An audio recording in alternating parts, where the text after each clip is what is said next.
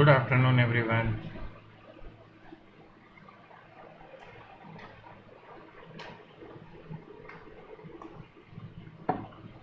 आई hope बेटा आपको आवाज़ आ रही है। Yes sir. चलिए। Yes sir, good afternoon. तो बेटा यहाँ से आगे बढ़ते हैं हम। थोड़ा सा चैप्टर बचा था, मैंने आपको बोला था एक दो तो मेन टॉपिक बचे और एक छोटा सा टॉपिक और है। हमने बेटा क्या डिस्कस किया, देखो we have discuss so far that a current carrying loop और current carrying wire behave like a magnet. And मैंने आपको ये भी सिखाया बेटा, यदि क्लॉकवाइज करंट जा रहा है तो कैसा बिहेव करेगा, जिस तरफ से क्लॉकवाइज देखते हैं उस तरफ से। इसकी बेटा साउथ। मैग्नेट बनाऊं तो ऐसे इस टाइप से, मतलब प्लेन के बाहर से अंदर जाती हुई सपोज करो बनेगी, तो this side will be south and other side will be north, like this. समझ में आ रहा है? ये हम डिस्कस कर चुके हैं। अब बेटा कोई भी इलेक्ट्रॉन, जैसे कि हम मॉडल जानते हैं बेटा, बोर मॉडल या इलेक्ट्रॉनिक मॉडल। अच्छा, ये सब केवल बताने के लिए कि वो आर रेडियस में घूम रहा है, वो मैं अभी बना दूंगा, तो इतना लिखने की जरूरत नहीं होती है। जस्ट एक बात समझो कि जैसे करंट जाने पे वो मैग्नेट की तरफ बिहेव करता है, तो क्या घूमता हुआ इलेक्ट्रॉन भी मैग्नेट, घूमता हुआ इलेक्ट्रॉन करंट प्रोड्यूस करेगा? हाँ कि नहीं?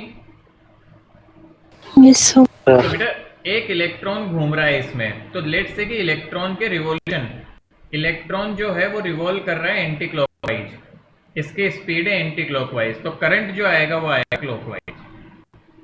समझ में आ रही है बात हमें? और लेटेस्ट से जो ऑर्बिट है घूमने का, उसकी रेडियस बेटा आर, तो हमें निकालना है कि कितनी मैग्नेटिक फील्ड ये प्रोड्यूस करेगा सेंटर पे। तो बेटा हमें पता है if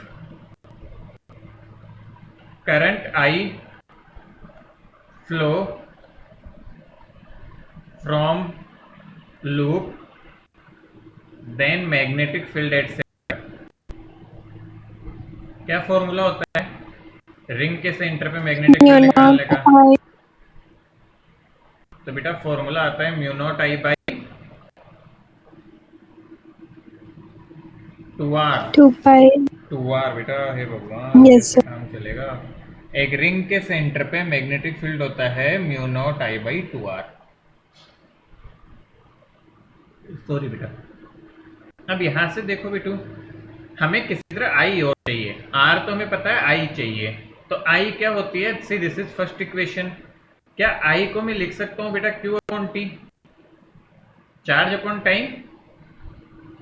yes sir.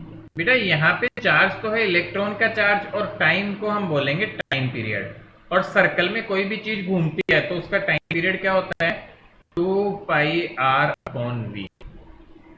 This is the time period of motion when ever something revolve in circle. तो बेटा इससे वैल्यूज रख दो यहाँ पे, E अपॉन 2 पाई r, और V बेटा डिवाइड करूंगा तो ऊपर चला जाएगा। देखो इक्वेशन में वैल्यू, इन दोनों इक्वेशन की यूज लेंगे, I की वैल्यू को सब्सटीट्यूट करेंगे, तो using 1 in 2 you can see B will be equal to mu naught upon 2r into EV।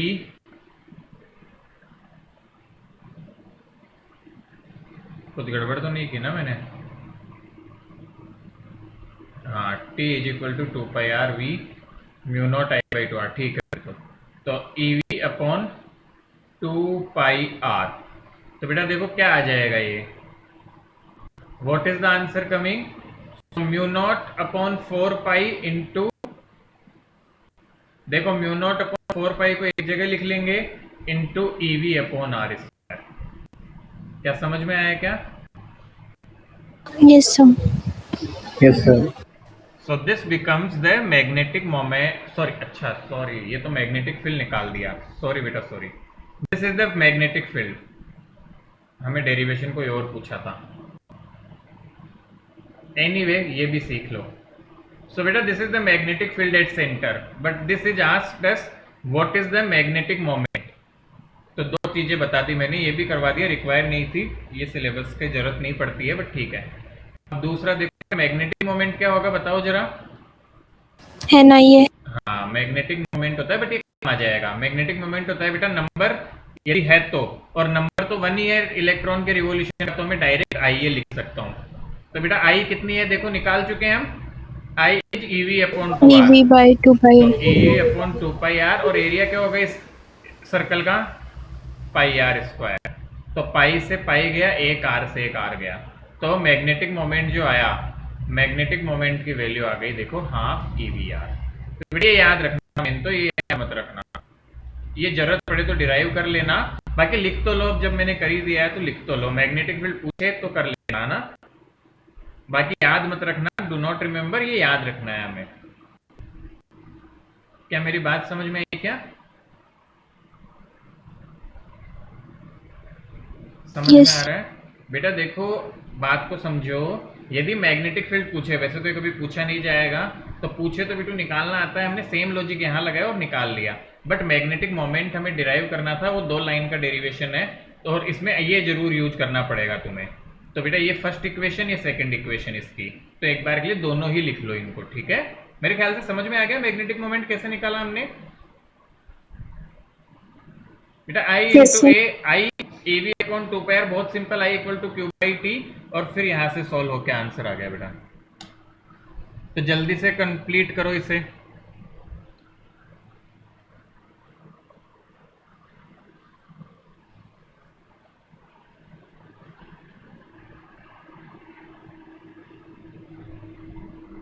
Sir ये ऊपर की थ्योरी भी लिखनी है? नहीं, रहने दो, इसकी जरूरत नहीं है।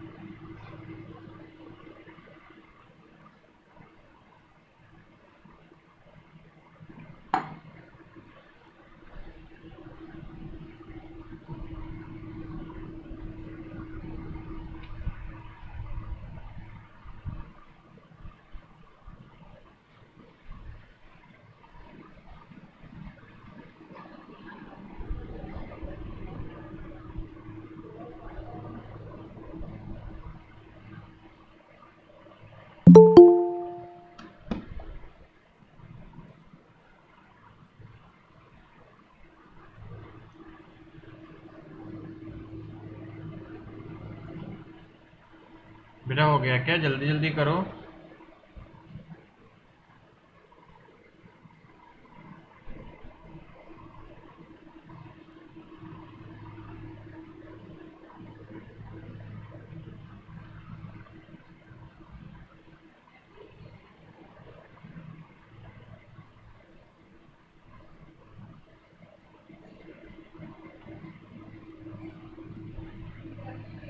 Done, sir.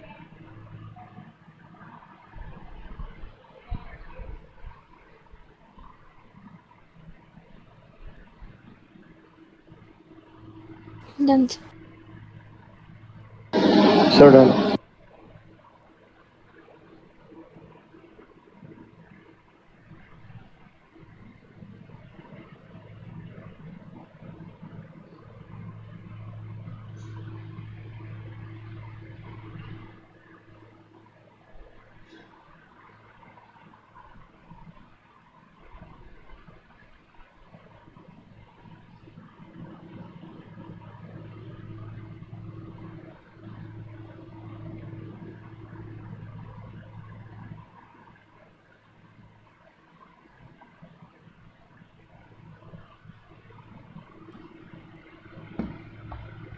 That's done. आगे बढ़े। Yes, sir. चलो आगे देखो बेटा। So the next topic is moving coil galvanometer. बेटा this is the very important topic. काफी मतलब ऐसा समझ सकते हो कि इससे क्वेश्चन हम एक्सपेक्ट करते हैं कि मैक्सिमम टाइम हमें यहाँ से क्वेश्चंस मिलते हैं बेटा, है ना। सो this is a very very good and important topic, ध्यान से देखेंगे। ठीक है, चलिए देखो बेटा। सो पहली बात तो बेटा इसका मैं डायग्राम बताता हूँ, फिर उसके हिसाब से चलते हैं। ये तुम्हें देखने से थोड़ा अजीब लगेगा कि ये क्या हुआ, एक बार इसका डायग्राम देखते हैं। पहले मैं डायग्राम से समझा देता हूँ, फिर पढ़ लेंगे वो। तो बेटा होता क्या है गैल्वेनोमीटर में, आप ध्यान से देखिए। यहाँ पे एक रीडिंग स्केल होती है, ठीक है बेटा। सो रीडिंग स्केल को हम फॉलो करते हैं। नॉर्थ साउथ दो मैग्नेट होती है, and these are curved magnets. आप ध्यान से देखोगे तो ये सीधी मैग्नेट नहीं है, दीज आर कर्व्ड मैग्नेट्स। बीच में क्या किया जाता है बेटा, एक कॉइल रहती है, उस कॉइल पे बहुत सारे वायर्स रेप्ड होते हैं, मतलब खूब सारे वायर लपेटे जाते हैं उस कॉइल पे, ठीक है।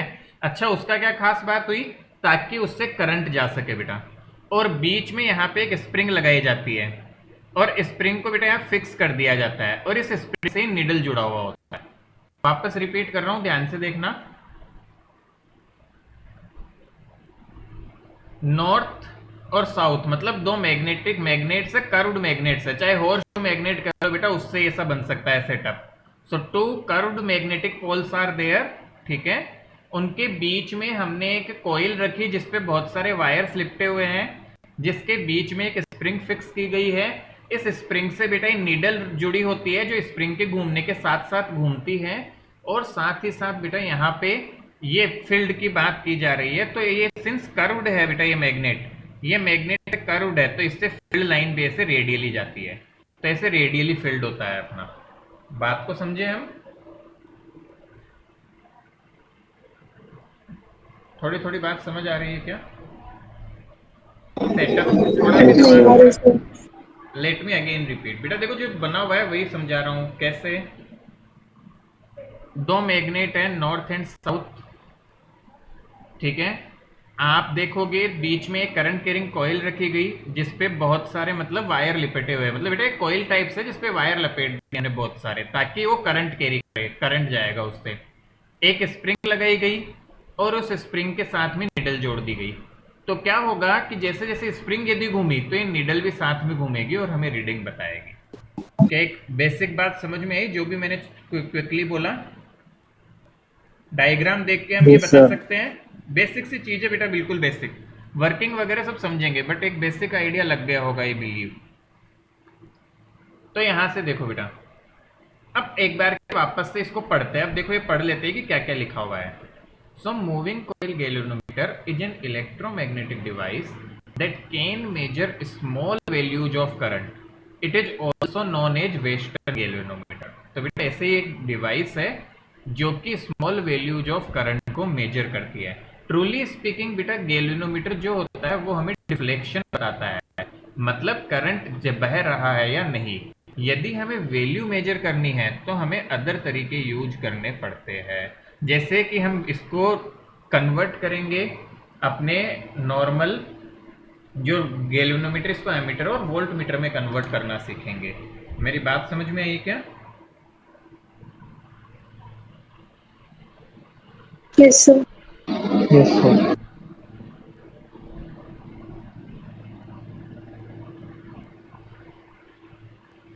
चलिए नेक्स्ट देखो बेटा, ये वर्क कैसे करता है।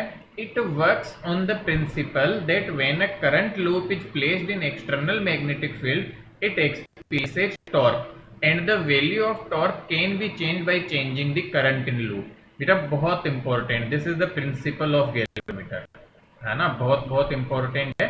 मतलब क्या हुआ पहले मैं आपको समझाता हूँ बेटा, ध्यान से देखो क्या होता है। हम क्या करते हैं कि यहाँ पे आपका जो ये मैग्नेटिक है एक तरह से, तो इसको ध्यान से देखोगे तो इसमें करंट जब बहेगा, आप इसको करंट सोर्स से जोड़ोगे तो करंट बहेगा, तो क्या इस वायर में भी करंट जाएगा, इस पे लगे हुए वायर्स, यस समझ आ सर। रहा है? तो इस पे करंट जाएगा, इस पे जो करंट जाएगा तो वहां से हमारे पास क्या होगा कि करंट जाने से आपको पता है कि यदि किसी कॉइल में करंट वगैरह फ्लो करेगा तो हम देख चुके मैग्नेटिक फील्ड, बाहर से मैग्नेटिक फील्ड लगा हुआ है और इस कॉइल में करंट जा रहा है, तो बेटा करंट कैरिंग कॉइल पे या करंट कैरिंग वायर्स है उन पे टॉर्क लगता है क्या? हम सीख चुके हैं ना, टॉर्क लगता है उन पे, टॉर्क की जैसे भी याद करो। Yes sir.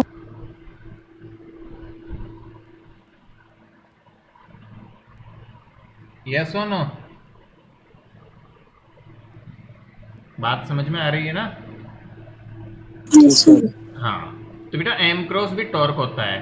तो यहाँ पे एक कॉइल से मैग्नेटिक फील्ड है, तो हर एक कॉइल पे एक टॉर्क लगेगा और उस टॉर्क की वजह से क्या होगा कि ये कॉइल्स थोड़ा घूमेगी। अच्छा, ये कॉइल्स जो है थोड़ा घूमेगी यदि कॉइल, तो इसके साथ हमने स्प्रिंग को जोड़ के रखा है, तो स्प्रिंग भी इसके साथ घूमेगी और स्प्रिंग घूमेगी तो स्प्रिंग के साथ ये नीडल भी घूमेगा और हमें रीडिंग मिल जाएगा। बात समझ आया हमें थोड़ा सा? Yes sir.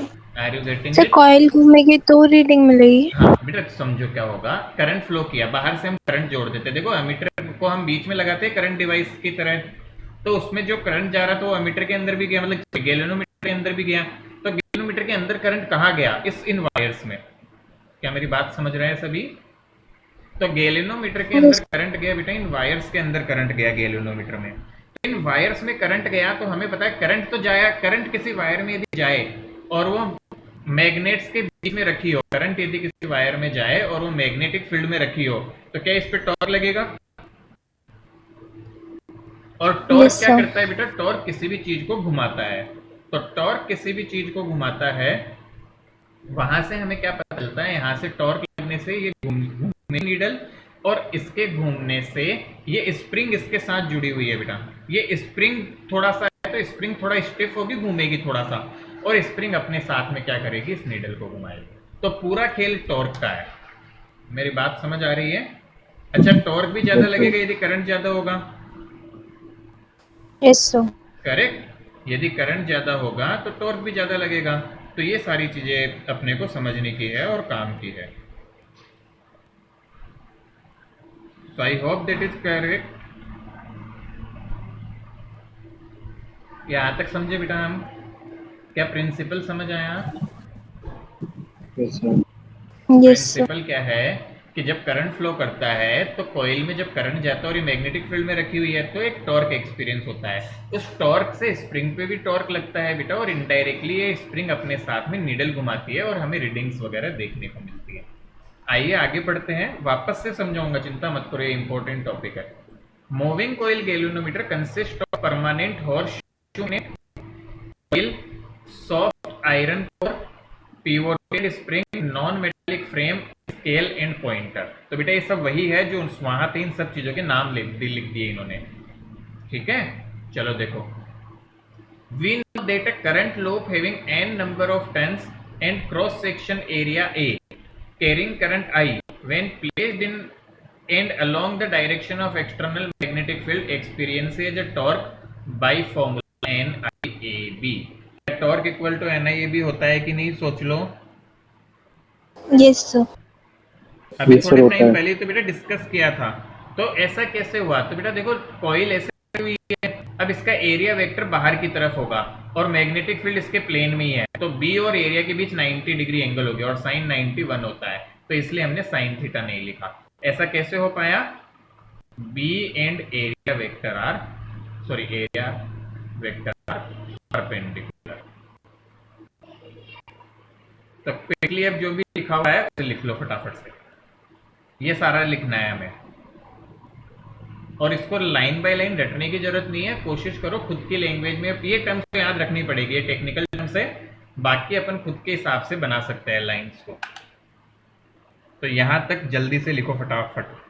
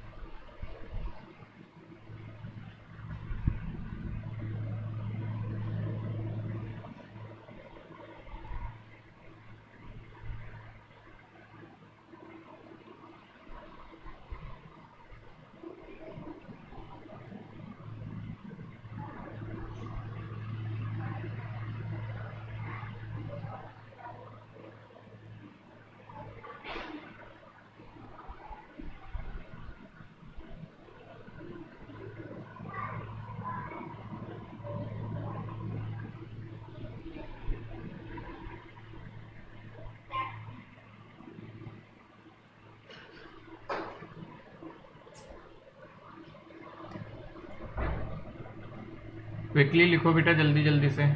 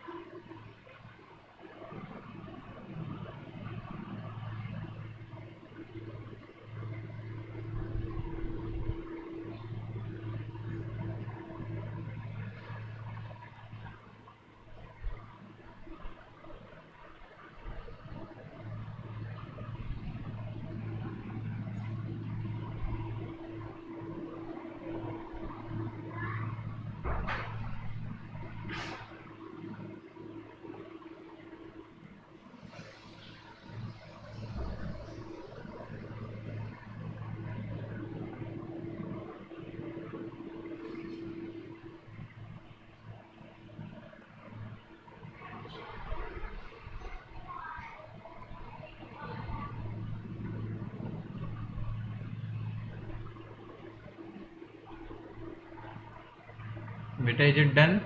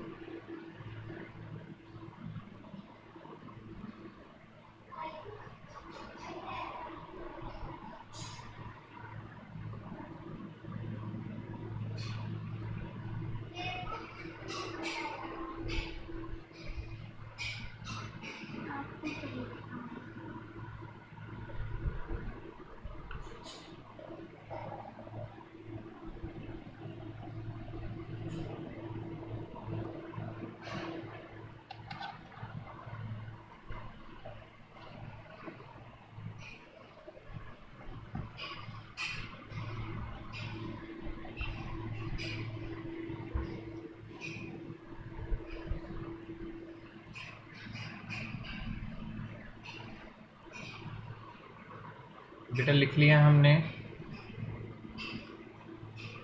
Yes sir, yes sir. और चलो सर डन। गुड बेटा। अब देखो बेटा, इसकी वर्किंग को मैथमेटिकल एक्सप्लेन करते हैं थोड़ा सा, कि मैथमेटिकली इसकी वर्किंग कैसे होती है और इसकी वर्किंग किस तरह से काम करती है। बेटा अच्छे से समझना अब जो समझाने जा रहा हूँ।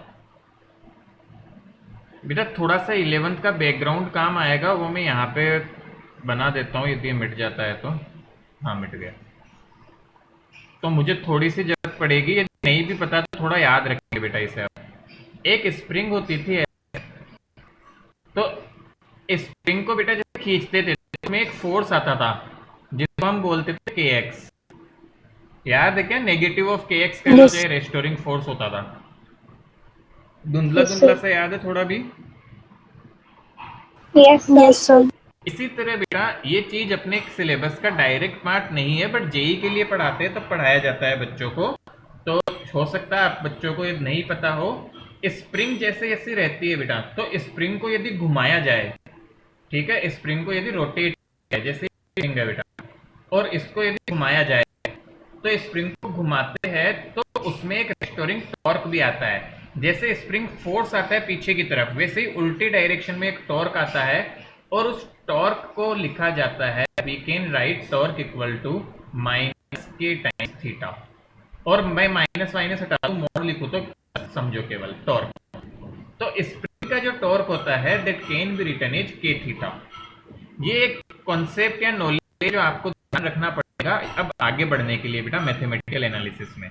क्या मेरी एक बात समझ आई इतनी? यस याद रखना है बेटा ये ना, तो मैं लिख भी रहा हूँ यस यहाँ। सर। तो torque equal to M cross B हम लिख रहे हैं बेटा, torque in coil this is equal to N I A B. M की वैल्यू रख दी बेटा हमने, इक्वेशन नंबर 1। अब कोयल में जो टॉर्क आया उसकी वजह से बेटा स्प्रिंग में रेस्टोरिंग टॉर्क आएगा। तो वी विल राइट, पहले अच्छे समझ लेना, समझा रहा हूं फिर लिख लेना बेटा, जल्दी नहीं है। Restoring torque in spring and that torque will be equal to k times of theta. This is equation number 2. क्या ये दोनों बात समझ में आई? अच्छा, कुछ बच्चे पूछे, वैसे काम नहीं आता है बट मैं बता देता हूँ बेटा, इस k को टॉर्शनल कांस्टेंट बोलते हैं। This is of no use for the time being, वैसे काम नहीं आता है बट मैं बता देता हूँ एक बार के लिए बेटा, k को टॉर्शनल कांस्टेंट बोला जाता है। ठीक है, सो ये दो इक्वेशन टॉर्क मिल गई बेटा, एक तो टॉर्क मिला m क्रॉस b से और एक इसकी वजह से इसमें रेस्टोरिंग टॉर्क आया, दैट इज k थीटा। तो बेटा इन दोनों को टॉर्क सेम होते हैं इक्विलिब्रियम में, तो हम लिखते हैं बेटा, ध्यान से देखना क्या होगा कि दोनों टॉर्क की ही इक्वेशन को रिप्रेजेंट करती है। So we can write from equation 1 and 2, from equation 1 and 2। अच्छा बेटा, इसके डायग्राम की प्रैक्टिस करना घर पे ना, it is little typical but practice diagram making, है ना। तो बेटा देखो, from equation 1 and 2 I can write N I A B is equal to K theta, ठीक है ना। तो के थीटा आ गया बेटा हमारे पास में, where theta is the angle rotated by the spring. और यहां से बेटा ध्यान से देखना, I can write the equation in form phi upon I, sorry theta upon I, theta upon I equal to K, sorry N A B upon K. देख लो कि ये इक्वेशन बन जाएगी थीटा अपॉन आई। यस बेटा यहाँ पे जो थीटा अपॉन आई टर्म है इसको एक नाम दिया जाता है, that called as current sensitivity, current sensitivity. So this is equal to theta upon I and this is equal to N A B upon K. अच्छा एक बात बताओ, एग्जाम में क्वेश्चन आता है बेटा, करंट सेंसिटिविटी को कैसे बढ़ा सकते हैं? तो बताओ जरा, इस एक्सप्रेशन को देख के बताओ, किस चीज को चेंज करके करंट सेंसिटिविटी बढ़ा सकते हैं? या कौन सी चीज आसान है बेटा? को कम वैसे तो एक को बढ़ा सकते हैं बेटा, मतलब एरिया बढ़ा सकते हैं कोयल का, मैग्नेटिक फील्ड बढ़ा सकते हैं, बट जो सबसे आसान तरीका होता है वो नंबर ऑफ बढ़ा के। मेरी बात समझ रहे हैं? Are you getting it? तो सबसे फंडामेंटल तरीका साफ दिख रहा है बेटा, current sensitivity directly proportional to number of turns. So from this we can directly say बेटा, current sensitivity can be increased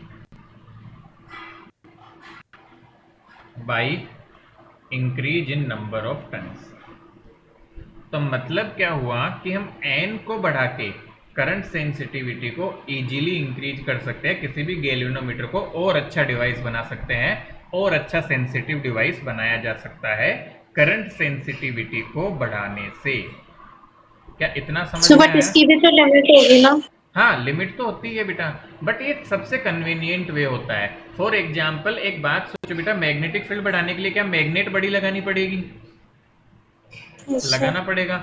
और एरिया बढ़ाने के लिए इस कोयल को बड़ा करना पड़ेगा। तो एक ये चीजें थोड़ी फिर डिवाइस को हेवी और बड़ा बना देती है। बट हम वायर्स को क्या, पतला वायर, ज्यादा पतला वायर ले लो तो ज्यादा टर्न लपेट सकते हैं, इस तरह से थोड़ा। तो number of turns is the best way of to increase the current sensitivity of a galvanometer. क्या समझ में आ गया? बेटा आपके प्रैक्टिकल एग्जाम्स भी होते हैं, उसमें एक क्वेश्चन बनता है, एग्जामिनर आपसे पूछते हैं कि गैल्वेनोमीटर की सेंसिटिविटी को कैसे बढ़ा सकते हैं, कैसे कम कर सकते हैं, लाइक दैट। क्लियर? बात समझ आ रही है हमें? तो फटाफट से बेटा इसको लिखो, यहाँ तक जल्दी से लिख लो, फटाफट फटाफट, लिखने में टाइम नहीं लगना चाहिए।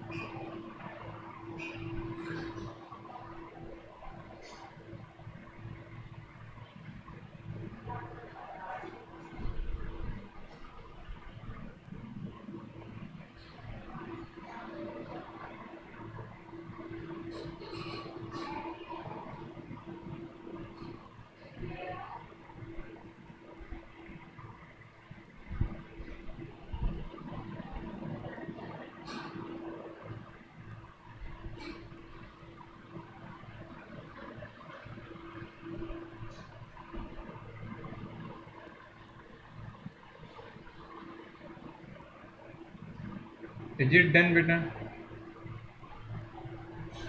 जल्दी जल्दी करो।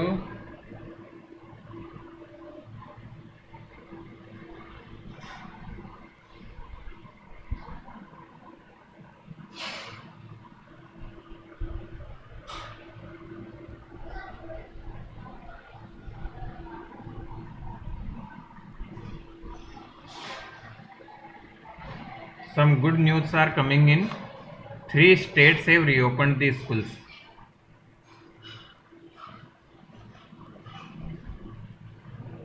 For grade 9 to 12. Yes, sir. है ना? तो मैं भी सून अपने यहाँ भी ओपन सर वगैरह हो कब से? जाए। हो चुकी बेटा, 3 स्टेट ने ओपन कर दी इस मंडे से। तो अब अपने यहाँ भी मान लो प्रोसीजर 3 स्टेट ने कर दी, तो अदर्स भी soon start following. Let's see. Sir कल क्लास है क्या? कल क्लास का बेटा अभी तो नहीं बता सकता, यदि होगी तो मैं इन्फॉर्म करूँगा ना, क्योंकि अगेन अभी थोड़े दिनों से वही चल रहा है हमारा रिजल्ट का। तो मैं आज भी स्कूल ही गया हुआ था, 10 मिनट पहले घर पहुंचा था तुम्हारी क्लास से। तो थोड़ा काम भारी हो गया, बच्चों का तो काम आसान हो गया, टीचर्स का काम भारी हो गया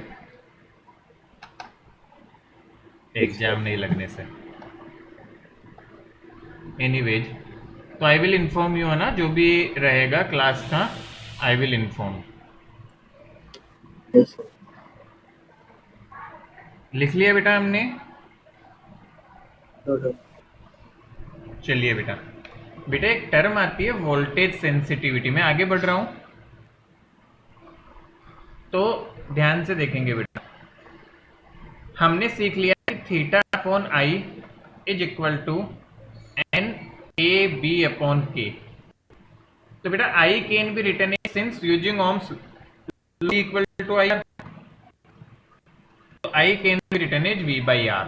तो बेटा यहाँ आई की जगह में रख दो V upon R is equal to N A B upon K. This implies theta by V is equal to N A B upon are के। बोलो समझ में आता है? आर को इधर लेके आ गया, Yes, sir. तो this quantity is known as voltage sensitivity. तो एक नई टर्म आ गई, voltage sensitivity. So this is theta by V and the formula for this comes out to be n A B upon R K. अब बेटा यहाँ से एक चीज आती है, एक बात बताओ, n बढ़ाने से वोल्टेज सेंसिटिविटी का क्या होगा? एज n इंक्रीज, कम होगी सर। वोल्टेज सेंसिटिविटी n, अरे n तो डायरेक्ट प्रोपोर्शनल दिख रहा है ना। जैसे n बढ़ाने से करंट सेंसिटिविटी बढ़ रही थी, तो वोल्टेज सेंसिटिविटी का क्या होगा? सर कम होगी। क्यों? सर इनवर्सली प्रोपोर्शनल है ना। अरे इन्वर्सली कहा है, डायरेक्ट ही n तो डायरेक्ट दिख रहा है बेटा। आर है या n है, Yes, sir. k है। इंक्रीज हो। Anyone else? सोच के आंसर करो, अच्छा क्वेश्चन है बहुत ज्यादा। n बढ़ाने से वोल्टेज सेंसिटिविटी पे क्या फर्क पड़ेगा?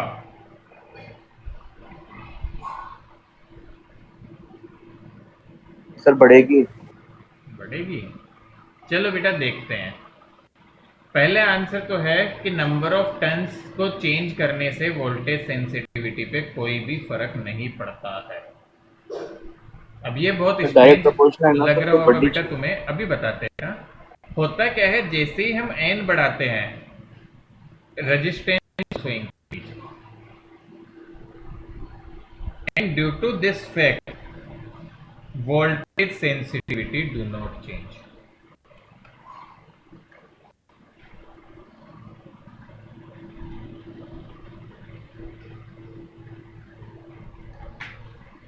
नहीं समझ में आया ये? मैं समझाता हूँ डिटेल में बेटा। एक बात बताओ मुझे, कोई L लेंथ का वायर है जिसका रेजिस्टेंस है R।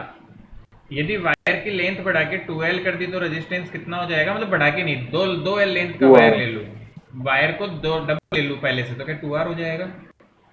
तो सोचो, Yes, sir. क्या नंबर ऑफ टर्न्स को जिस तरीके से बढ़ाऊंगा, क्या रेजिस्टेंस भी उसी तरीके से चेंज होगा? Yes. अरे नंबर ऑफ टर्न्स बढ़ने का मतलब लेंथ ऑफ वायर बढ़ना। Yes, sir. आ रहा है क्या समझ में? Yes, sir. बेटा बात Yes, sir. समझ में आ रही है? नंबर ऑफ टर्न्स बढ़ने का मतलब क्या होता है? लेंथ ऑफ वायर का बढ़ना, और लेंथ ऑफ वायर बढ़ने से रेजिस्टेंस बढ़ेगा। तो इस वजह से आपकी वोल्टेज सेंसिटिविटी पे कोई फर्क नहीं पड़ता। The very much favourite question of the board examination, I am writing the question, और प्रैक्टिकल एग्जाम का भी आपसे एग्जामिनर मैक्सिमम टाइम ये क्वेश्चन करता है। Practical in board both, in both case बेटा ये क्वेश्चन बहुत बार पूछा जाता है। आपसे क्वेश्चन आता है बेटा इस तरह से, on increase in number of turns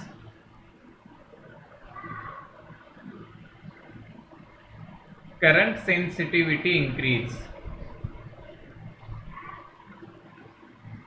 increase but voltage sensitivity remains same. या तो बेटा डायरेक्ट, अब इसके कई रूप होते हैं क्वेश्चन के। Voltage sensitivity remains same, explain. अब ऐसे शॉर्टकट मत लिखना, थोड़ा सा अपनी लैंग्वेज 2-3 लाइन बना के लिखनी पड़ती है फॉर्मूला देने के बाद। क्या मेरी बात समझ में आई क्या? Yes, sir. तो बेटा कैसे करेंगे इसका आंसर? इसके आंसर में पहले करंट सेंसिटिविटी का फॉर्मूला लिखना, फिर बताना since current sensitivity is directly proportional to number of turns, hence on increase in number of turns current sensitivity of the galvanometer increase। Then फिर बेटा वोल्टेज सेंसिटिविटी का फॉर्मूला लिखना है, और फिर बताना है as we increase the number of turns resistance of the wire also increase, hence voltage sensitivity do not change on increase in number of turns। क्या मेरी बात समझ में आई? आ रहा है क्या? Yes, sir. Yes, sir. दूसरा तरीका पूछने का, what will be the effect of change in number of turns on current sensitivity and voltage sensitivity। तो बेटा करंट सेंसिटिविटी में आप लिखोगे on increase in number of turns current sensitivity increase, and on decrease in number of current sensitivity decrease. End voltage sensitivity के लिए लिखोगे voltage sensitivity is unaffected by change of number of turns. इतना समझ आ गया? Clear है हमें? हाँ ना? Yes, sir. Yes, sir. समझ आ गया. चलो तो फटाफट से लिखो बेटा इसको। ये मैंने क्वेश्चन बताया, अब ऐसे कई इसी इसी क्वेश्चन को फ्रेम करें अलग तरीकों से, ऐसा समझो तुम। अब लैंग्वेज थोड़ी चेंज हो सकती है, इसी क्वेश्चन के डिफरेंट फॉर्म्स आती रहती है। और वंस नहीं बेटा, मल्टीपल टाइम। प्रैक्टिकल वालों का भी फेवरेट क्वेश्चन है ये। प्रैक्टिकल में भी आपसे प्रैक्टिकल होता है तो पूछते हैं एग्जामिनर, जो एक्सटर्नल एग्जामिनर्स आते हैं वो भी एक क्वेश्चन फेवरेट क्वेश्चन उनका भी है।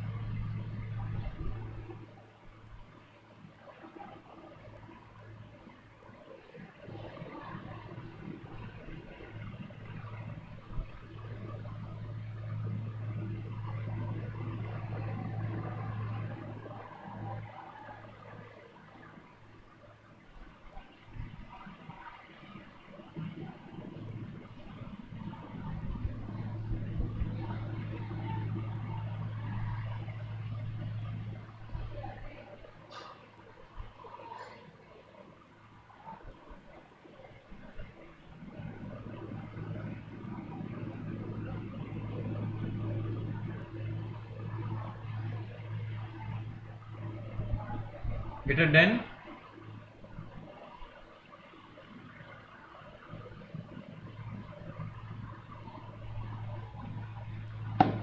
बेटा हो गया क्या, आगे बढ़ूं मैं? Yes, sir. यस चलिए सर। बेटा, अब देखो बेटू, गैल्वेनोमीटर को एमीटर में चेंज करना और गैल्वेनोमीटर को वोल्ट मीटर में चेंज करना, ये दो बहुत ही इंपॉर्टेंट फैक्ट्स है जो हमें समझने हैं।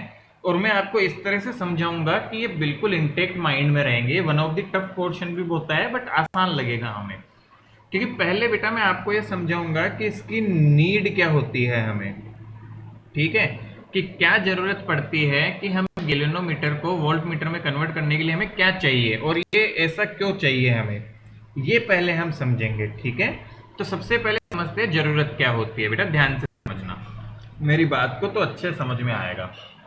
एक एग्जाम्पल से समझाऊं, ये एग्जाम्पल कहीं लिखने के पर्पज से नहीं होता है, ये हमारी समझ और अंडरस्टैंडिंग के लिए है। बेटा ध्यान से समझो, एक बात बताओ, ध्यान से देखना सभी बच्चे।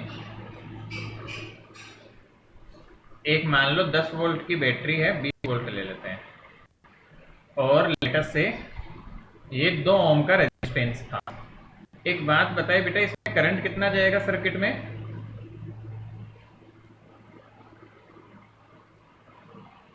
दस 10 एम्पियर। एम्पियर।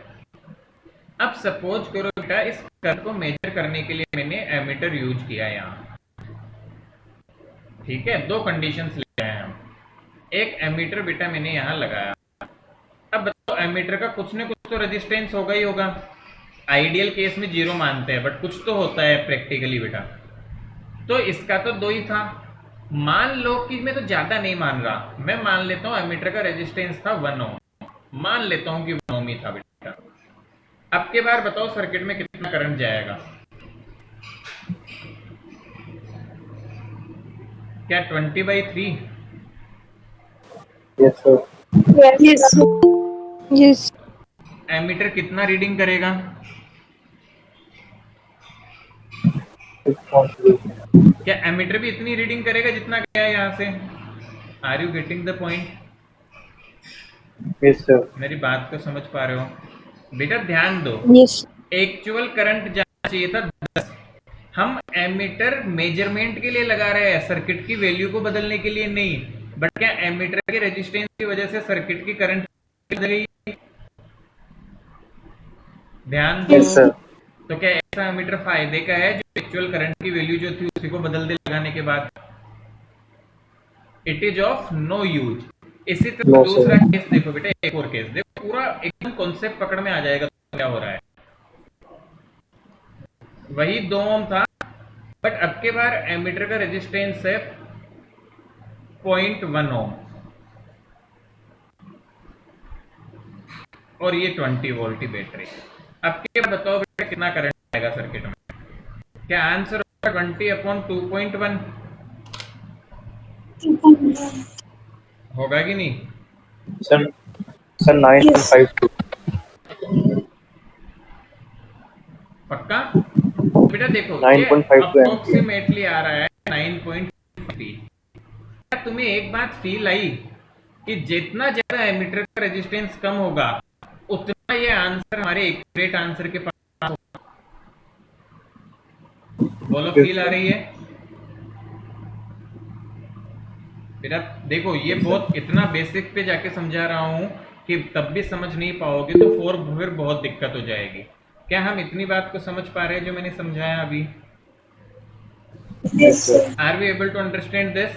तो तुम्हें एक चीज की फील आनी पड़ेगी यहाँ पे कि गैल्वेनोमीटर को यदि एमीटर की तरह काम में लेना है तो किसी तरह से मुझे उसका रेजिस्टेंस बहुत कम करना पड़ेगा। इतना भी समझ पा रहे हो? Yes, sir. आ रहा है समझ में? Yes sir. तो हमने रिक्वायरमेंट समझाई आपको। अच्छा, इसको 0.1 से भी कम करूंगा तो क्या और नजदीक जाएगा वैल्यू? और नजदीक जाएगा बेटा। Yes, sir. तो पहली चीज तो समझो कि गैल्वेनोमीटर को एमीटर की तरह काम में लेना है तो क्या होना चाहिए? The resistance of ammeter must be less to measure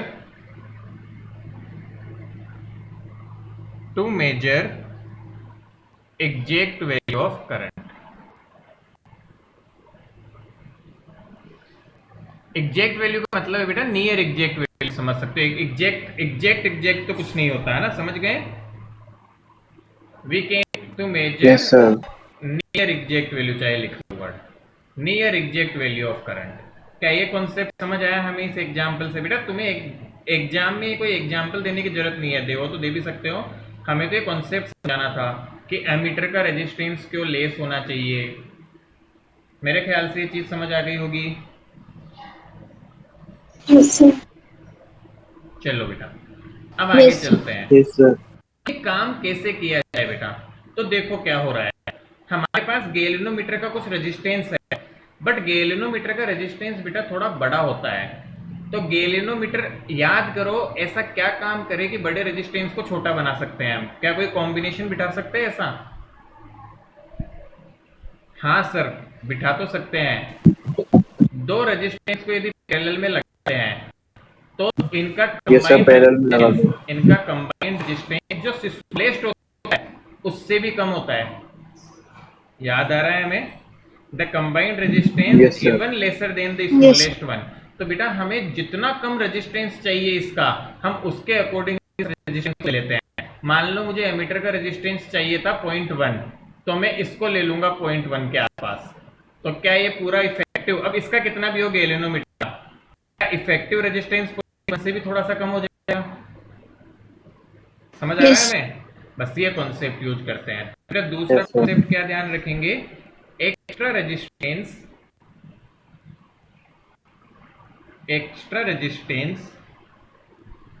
is added to circuit, ठीक है, to circuit in parallel to galvanometer, in parallel to galvanometer resistance, in parallel to galvanometer resistance to get small effective resistance। क्या ये second statement समझ आया हमें?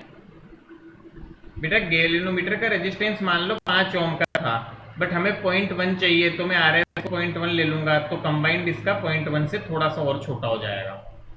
Clear है ये बात? Yes, sir. Yes, sir. आगे आ रहा है समझ में? Third Yes, point sir. बेटा यहाँ पे लिख रहा हूं, third point, extra resistance is called shunt resistance. Extra resistance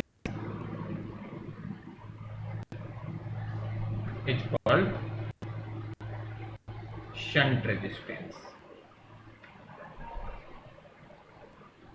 तो बेटा इसको शंट रेजिस्टेंस बोलते हैं। मेरे ख्याल से ये भी समझ आ गया होगा, कोई दिक्कत तो होनी नहीं चाहिए यहाँ तक बेटा।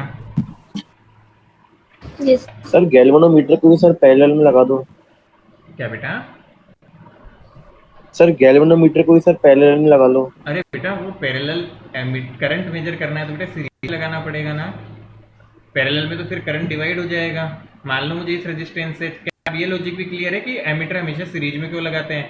तो इस रेजिस्टेंस में करंट करना है तो क्या इसके सीरीज में ही डिवाइस लगानी पड़ेगी, क्योंकि सीरीज में करंट सेम होता है। समझ गए? Yes, sir. Yes, बेटा sir. यहाँ लगेगा वो गैल्वेनोमीटर, बट गैल्वेनोमीटर का यदि खुद का रेजिस्टेंस हाई है तो उसके साथ में हमें एक पैरेलल रेजिस्टेंस और जोड़ देते हैं। मतलब इस पूरे सेटअप को एमीटर बोलते हैं बेटा। ये जो पूरा सेटअप नया बनाया ना हमने, ये नया रेजिस्टेंस जोड़ के, इस पूरे सेटअप को एमीटर बोलेंगे हम। Clear Yes, sir. बात? अच्छा बेटा Yes, sir. Clear है। अब ध्यान दो, अब हम कुछ चीजें करते हैं, एक छोटा सा डेरिवेशन करना है हमें। तो पहले तुम फटाफट इसको लिख लो, ये एग्जाम्पल लिखो तो लिखो, तुम्हारी अंडरस्टैंडिंग के लिए है, नहीं तो ये पॉइंट्स लिखो फटाफट से। इतना लिख लो, फिर एक छोटा सा डेरिवेशन करना है, जल्दी जल्दी लिखो। हाँ यहाँ जगह, यहाँ कर दूंगा मैं, जल्दी से लिख लो बेटा।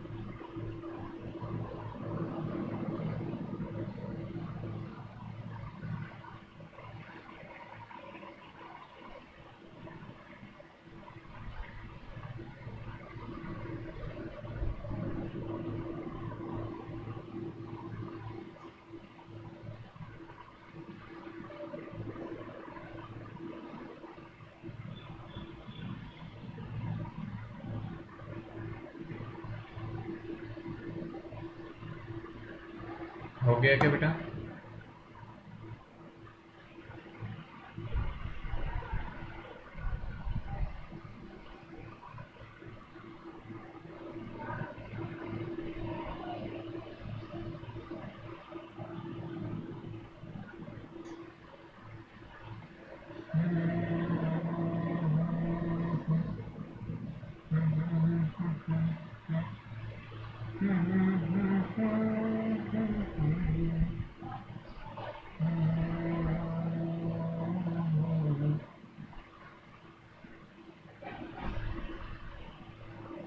Is it done?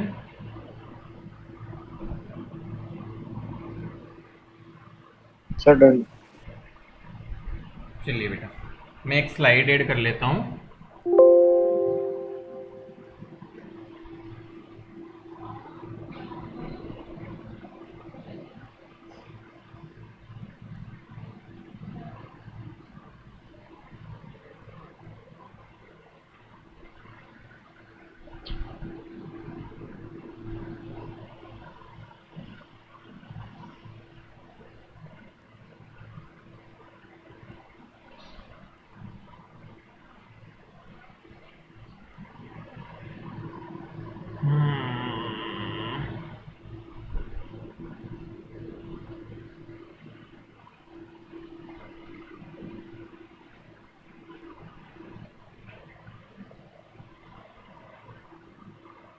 That's very bad, ये हैंग हो जाता है रोक के।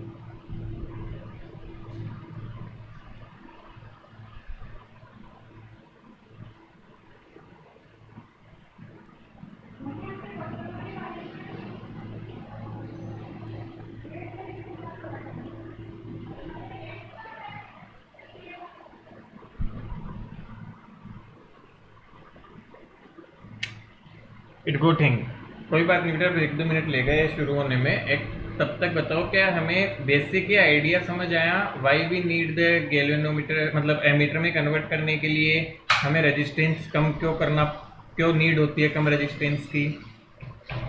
Is this part clear? Yes, sir. Yes sir. है ना, तो ये काफ़ी इम्पोर्टेंट है, हमें ध्यान रहना चाहिए। मेरे ख्याल से बहुत बेसिक है, कोई इतना टफ चीज़ नहीं है। आपको बेसिक ध्यान रहेगा तो इजी चीज़ हो जाती है। ये समझ आना जरूरी है, नहीं तो क्या फिर यही रह जाता है। अच्छा, ये भी चीज़ समझ आई होगी कि किसी ऐसी डिवाइस जिससे करंट मेजर करना है उसको सीरीज में ही क्यों लगा रहे हैं, correct? Yes sir. Yes, sir. ताकि वो सेम वैल्यू का करंट अफेक्ट हो बेटा, उधर सेम वैल्यू का करंट जाए, इसलिए।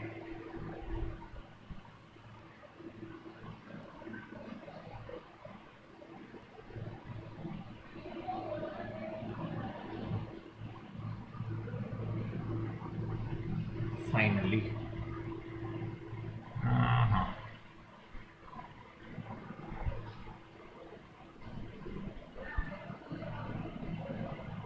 चलो बेटा।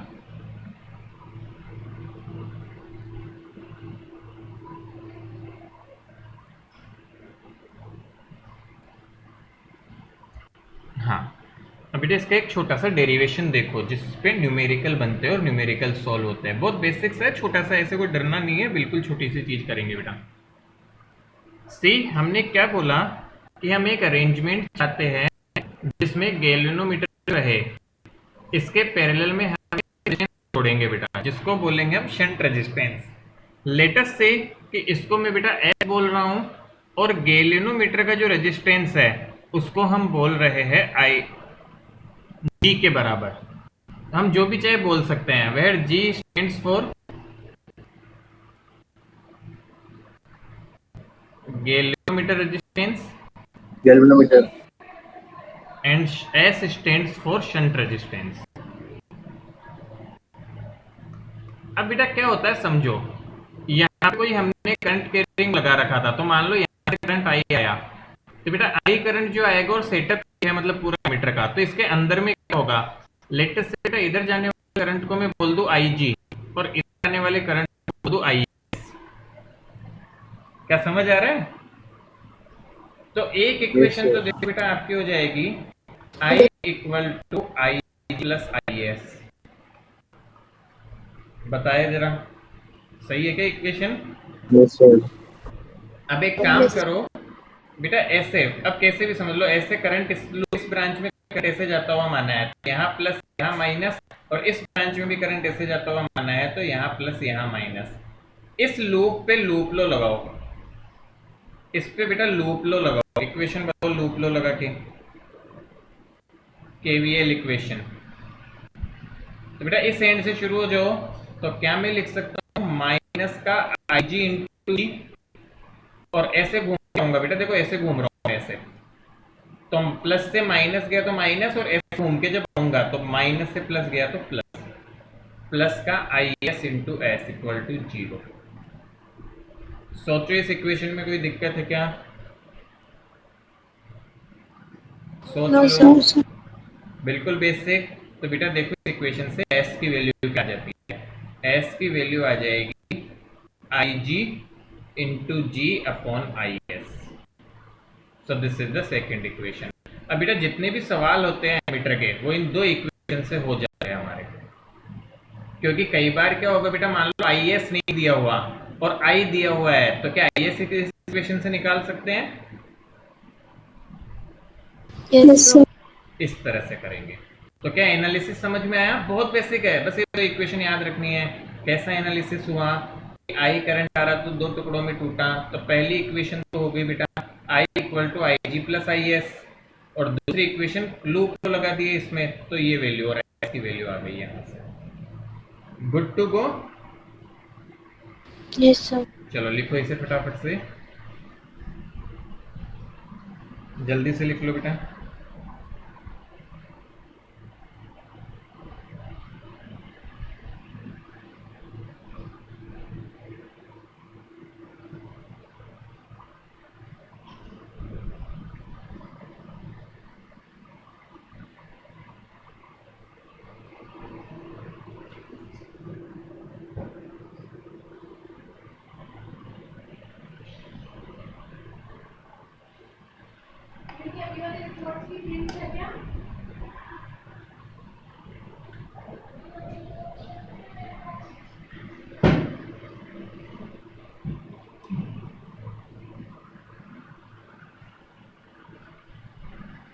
डन।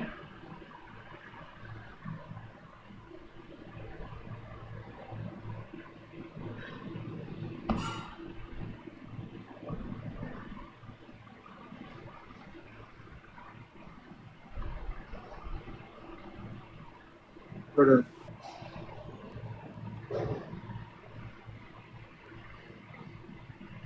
चलिए आगे बढ़े हम। Yes, sir. बेटा बहुत बेसिक था, मैंने पहले आपको इसकी नीड समझाई, that what is the need of less resistance of ammeter, then we did the required thing to achieve less resistance, and then we solve the analysis, and we did the analysis of this. Next देखो बेटा, galvanometer को volt meter में कैसे बदले बेटा। तो यहाँ पे अब पहले मैं अगेन नीड समझा रहा हूँ बेटा, नीड वगैरह में अलग से कुछ कहीं दिया नहीं होता है, समझाने के लिए है बस, है ना। तो सबसे पहले हम नीड की बात करते हैं कि क्या जरूरत है हमें। तो एक एग्जाम्पल से समझूंगा, फिर से वापस से देखना जरा। बेटा मान लो कि ऐसे एक रेजिस्टेंस है और ऐसे बैटरी लगी हुई है यहाँ, ठीक है बेटा जी, V वोल्ट की बैटरी है। अच्छा ऐसे समझ कम आएगा तुम्हें, थोड़ा सा इसको चेंज करता हूँ।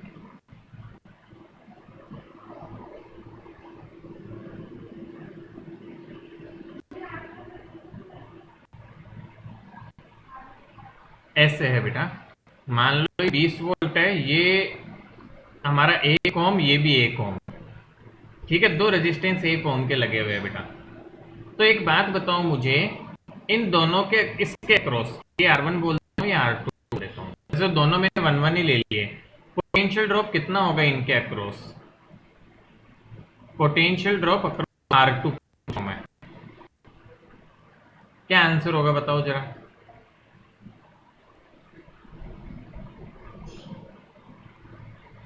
बोलो बोलो, हे भगवान। अरे बेटा जी करंट कितना आया? 10 एम्पियर। 10 तो इसके अक्रॉस कितना पोटेंशियल ड्रॉप हुआ? 10 इंटू 1। इतना क्या टाइम लग गया?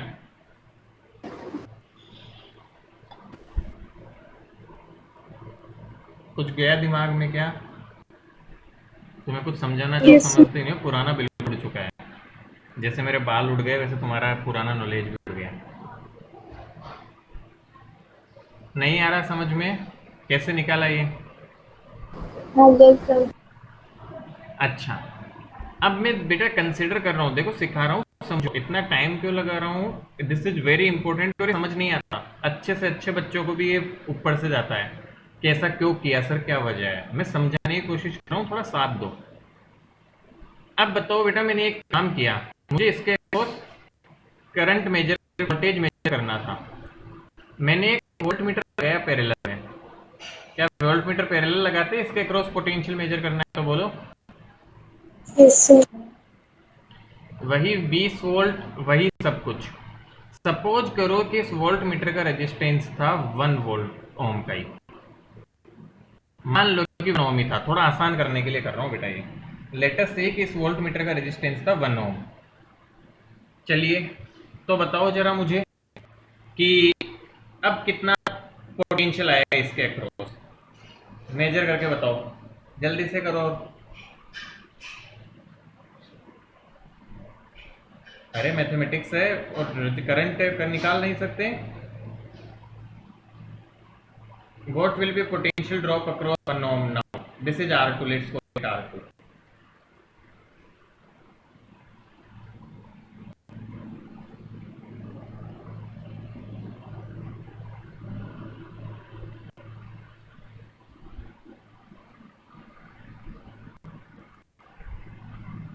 सर किस पे निकालना था? इस R2 के लिए, इस 1 ohm के लिए, पहले भी R2 था ये, इसके लिए आप निकालो पोटेंशियल ड्रॉप कितना आएगा।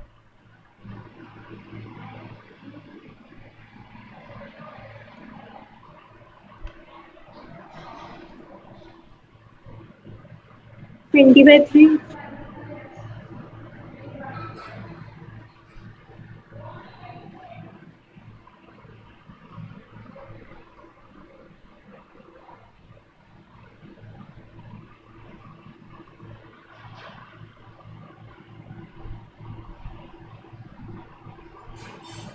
कितना आया? 20/3। हाँ, क्या 10 से कम आया? Yes sir. Yes sir. क्या मामला बिगड़ गया? यस। अरे समझ में तो आ रहा है तुम लोगों को, या मैं ऐसे ही बस वो कर रहा हूँ? बेटा ध्यान दो, बिना वोल्ट मीटर लगाए इसके अक्रॉस पोटेंशियल ड्रॉप था 10, बट वोल्ट मीटर लगाने के बाद इसके अक्रॉस पोटेंशियल ड्रॉप आ गया 20/3। क्या ये 10 से कम है कि ज्यादा है? हमें तो हमें वोल्ट मीटर सर कैसा कम है। चाहिए बेटा? हमें वोल्ट मीटर कैसा चाहिए जो इसको अफेक्ट ना करे? 10 के आसपास ये वैल्यू दे, बोलो चाहिए कि नहीं चाहिए? मानते हैं? अब बेटा देखो, मैं एक और केस ले रहा हूँ, तुम्हें समझाने के लिए सिखा रहा हूँ बेटा, ध्यान दो। This is very difficult concept to understand कि क्यों ऐसा करते हैं, बिल्कुल समझ नहीं आता, कोशिश कर रहा हूँ, समझो थोड़ा थोड़ा। 1 ओम R2। अब के बार वोल्ट मीटर का रेजिस्टेंस बेटा तुम्हें दिया हुआ है 1/10, मतलब 0.1 दिया है समझो। अब के बार मुझे सॉल्व करके बताओ कि कितना पोटेंशियल ड्रॉप आएगा इसके अक्रॉस। सॉरी सॉरी, 0.1 नहीं, ये 10 एक लिया था ना पहले। मान लो कि अब के बार तुम्हें पोटेंशियल दिया हुआ है 10 ओम दिया हुआ है। अब के बार सॉल्व करो जरा फटाफट से।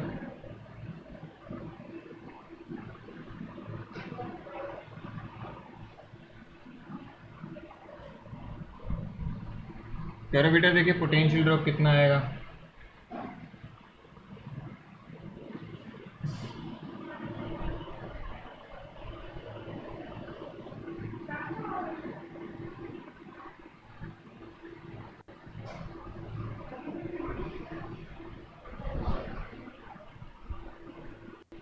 करंट बिल्कुल नहीं आता, रिवाइज कर लो।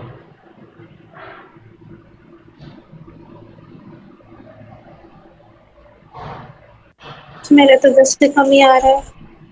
अरे लेकिन थोड़ा तो कम आएगा, बट कितना कम हुआ ये देखना है ना। हाँ ये याद है।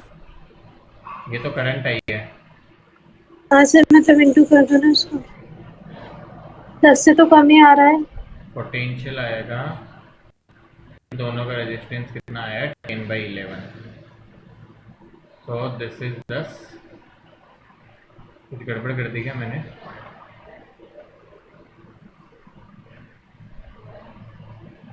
हम्म,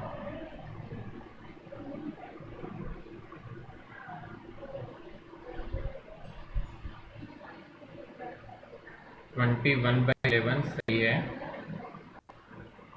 तो करंट आएगा V/R, सॉरी V20 था ना, सॉरी सॉरी सॉरी बेटा, ये सबसे बड़ी गलती हो गई।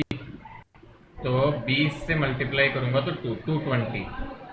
सो दिस इज 220/21 इंटू 10/11। तो 11 से 2, तो the value is coming out to be 200/21। कोई सॉल्व करके बताएगा कितना आ रहा है?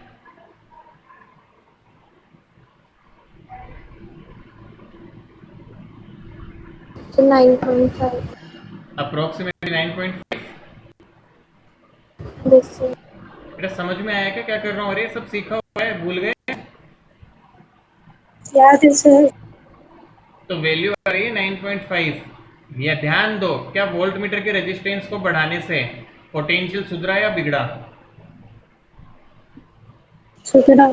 सुधरा। मतलब बेटर रिजल्ट आया ना? Yes sir. हे भगवान, अरे जब 1 लिया तब कितना कम आया देखो, जब 10 लिया तो 9.5, क्या 10 से और बढ़ा दूंगा तो और अच्छा हो जाएगा रिजल्ट? Yes yes sir. तो मतलब वोल्ट मीटर कैसा चाहिए हमें? हे भगवान, ज्यादा होना चाहिए, मतलब उसकी रेजिस्टेंस। वोल्ट मीटर ऐसा चाहिए जिसका रेजिस्टेंस ज्यादा हो। बेटा क्या समझ में आ रहा है क्या, नहीं आ रहा? वैसे मैंने मेरी तरफ से बेस्ट कोशिश की है तुम्हें लॉजिक देने की कि क्यों ऐसा होता है। यदि लॉजिक समझ में नहीं भी आया तो रट्टा मारो जिंदाबाद, अब मैं कॉन्सेप्ट लिख रहा हूं यहाँ, तो ध्यान से देख लो बेटा। To measure voltage across a resistance,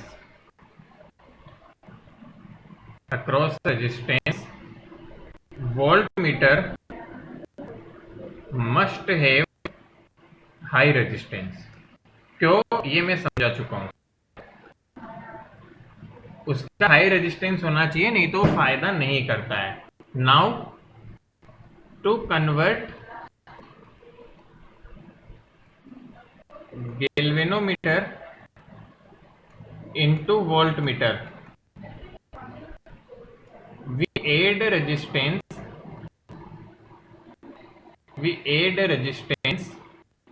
even high resistance, we add a high resistance in series with galvanometer। उसके बाद सीरीज में क्यों ऐड किया? ताकि कंबाइंड रेजिस्टेंस सेम बढ़ सके, इंक्रीज आगे हो बढ़ सके जाए। बेटा। बस ये लॉजिक हो गया, बस तो लॉजिक हो गया तो बेटा कुछ बचा ही नहीं करने को।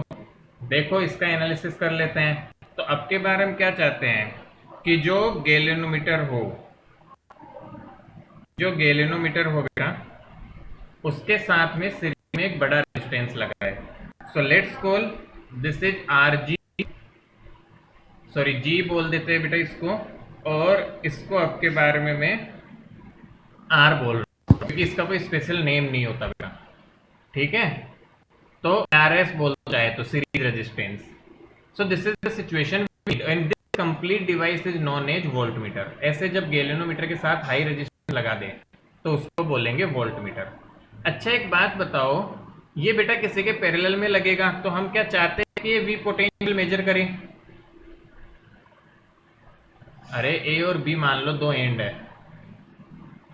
ए और बी। सो वी वांट कि इसको जैसे कि एक सेटअप और बना देता हूं तुम्हारे समझदारी के लिए। बेटा इस पूरे सेटअप को वोल्टमीटर बोल रहे हैं। लेट से मैंने वोल्टमीटर कनेक्ट किया रेजिस्टेंस के अक्रॉस, और इसको एक बैटरी से कनेक्ट कर दिया मैंने वी वोल्ट की। तो what we want this resistance, this voltmeter to measure approximately V और नॉट। क्या हम चाहते हैं Yes, approximately yes, V sir. Measure करें? तो बेटा कैन आई राइट कि potential difference between these terminals is V? सोच लो। Yes, sir.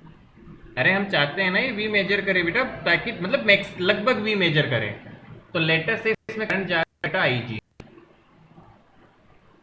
और आई करंट जा रहा है, डजेंट मैटर हम आई जी लिखे इसे, सम आई करंट इज गोइंग। तो अब इक्वेशन लिखो बेटा यहाँ से, तो इस पे इक्वेशन लगाओ इस ब्रांच पे, तो can I write V plus minus minus I into G minus I into Minus R I S into RS. Is equal to V B. तो V A minus V B is equal to I G minus I R S. What is V A minus V B? This is V, this is equal to I G. I G तो बेटा आई जी है, हमें R S चाहिए, तो क्या करें आई से divide कर दो इसे, तो v by I equal to G minus R S. तो बेटा this implies R S will be equal to G, कुछ मिस्टेक कर दी क्या मैंने, अच्छा ये प्लस आएगा सॉरी, हाँ। तो R S will be equal to, बेटा प्लस होगा उधर जाएगा तो दोनों, तो R S will be equal to v by I minus G. रट्टा मार के रखे जिंदाबाद। अगेन आई एम रिपीटिंग, क्या किया? पहली बात तो ये समझो कि वोल्ट मीटर का रेजिस्टेंस हाई चाहिए, हाई रेजिस्टेंस करने के लिए सीरीज में ऐड किया। अगर हम चाहते हैं कि ये volt meter V voltage measure करें, तो इसके अक्रॉस भी वोल्टेज पोटेंशियल डिफरेंस वी होगा, तो V A minus V B value कितनी होगी वी। हमने यूज किया सीरीज लो, और वहां से सिंप्लीफाई करके आर की वैल्यू आ गई वी बाई आई माइनस जी। यदि कोई दिक्कत है तो हमसे पूछो, बोलो। No, sir. तो फटाफट से लिखो इसे जल्दी से बेटा, right it down quickly.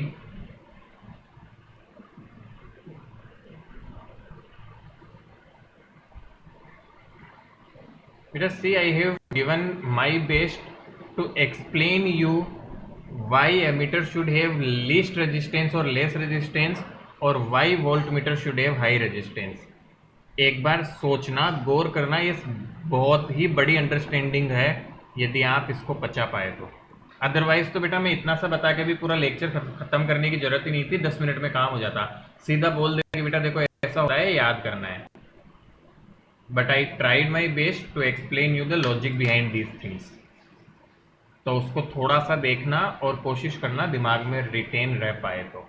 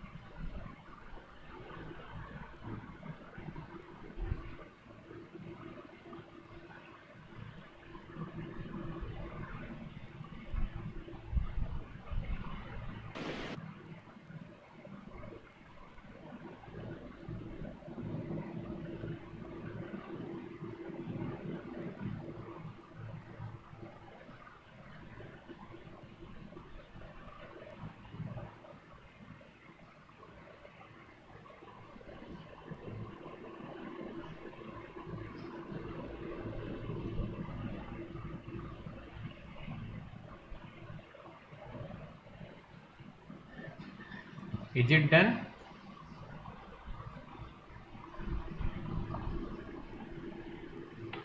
Response पता नहीं कमजोर आया, but this is very very important portion. बेटा सीधा 5 नंबर का क्वेश्चन आता है जो भी तुम्हें सिखाया उससे, गैल्वेनोमीटर को कन्वर्ट करने पे यदि दोनों पार्ट पूछ दिए तो सीधा 5 मार्क्स का बड़ा क्वेश्चन बनता है यहाँ से, और 2 मार्क्स में इंडिविजुअल आ जाता है, how to convert galvanometer into voltmeter या how to convert galvanometer into ammeter. तो वो पूरा डेरिवेशन और ये 2-3 लाइन लिखनी पड़ेगी फिर आपको। And this is one of the very very important topic considering practicals as well as board examination. और ये किस्मत होती है, यहाँ से जेई में भी क्वेश्चन आता है आपके इन फॉर्मूलों पे बेस्ड डायरेक्ट।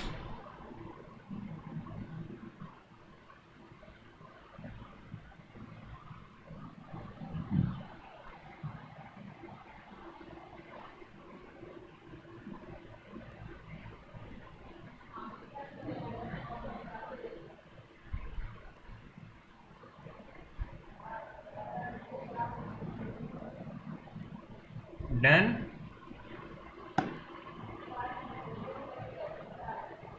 बेटा हो गया क्या? Yes, sir. Sir, done. अच्छा, अब देखो बेटा हमारे एक छोटा सा टॉपिक बच जाता है लास्ट, साइक्लोट्रॉन। इस पे थोड़ा लिखने का ज़्यादा है, मैं वो लिखवाऊंगा नहीं आपको, वैसे स्लाइड से ही बाद में इसको खुद के हिसाब से बेटा देखना है, अब अगली बार ही कर पाएंगे। एक बार क्विकली देख लेते हैं हम इस क्वेश्चन को, देखो जरा, और एटलीस्ट इसका एक पार्ट तो सॉल्व कर लो।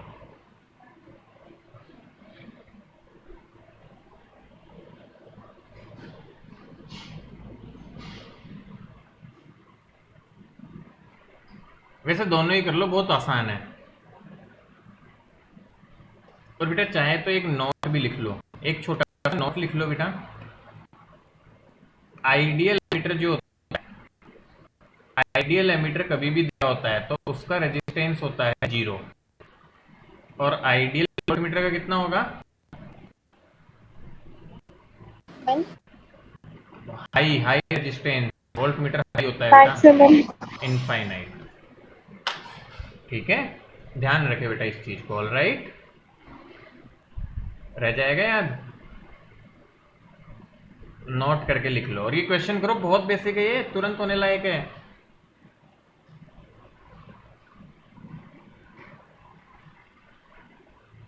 It's very very basic.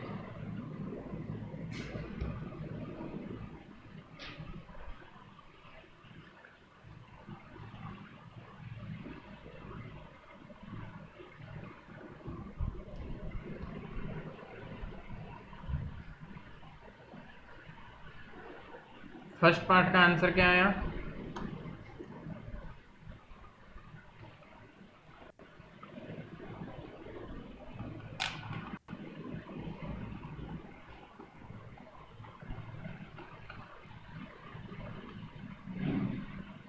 One by 21.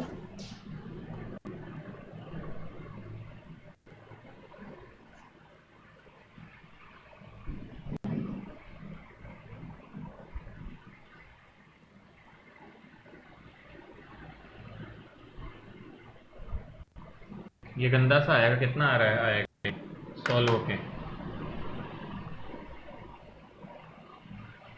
ये आर इक्विवेलेंट है, डेनोमीटर की शंट लगाने से आएगा। 60 मल्टीप्लाई बाई 0.02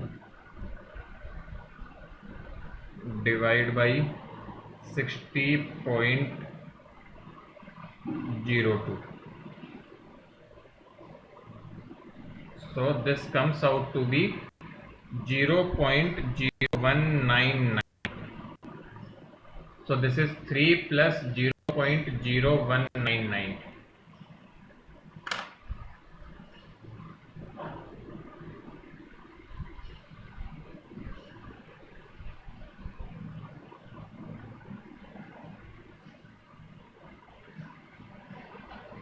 क्या बात समझे क्या?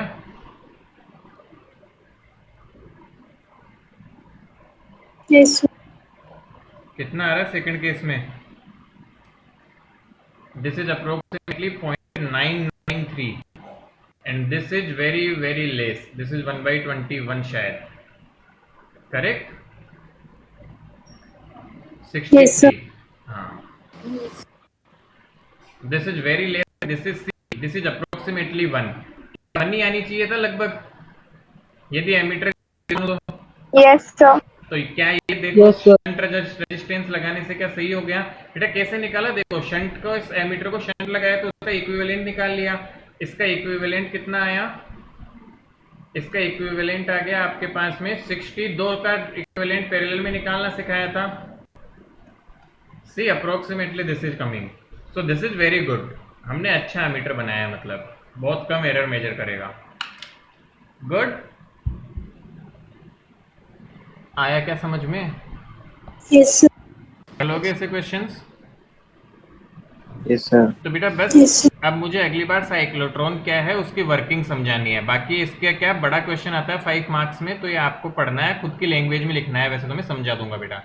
तो वो फिर अब अगली क्लास में हम करके फिर नया चैप्टर शुरू करेंगे।